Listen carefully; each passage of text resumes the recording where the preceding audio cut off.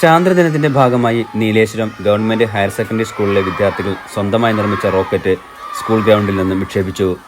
Rocket launching switch on കർമ്മം school headmistress Usha KV നിർവഹിച്ചു. PTA president Yasin, higher secondary principal Haseela KM എന്നിവർ പരിപാടിയിൽ സന്നിഹിതരായിരുന്നു.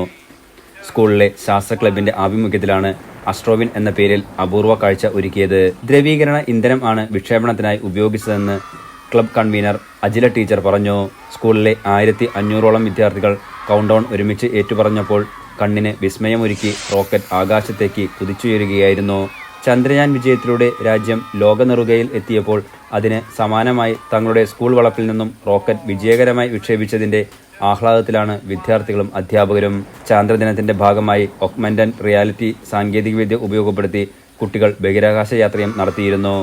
Science club convener Ajila, Shibi, Rasheeda, Shaija, Shaji, Dhanoop, Shagul Hameed എന്നിവർ നേതൃത്വം നൽകി.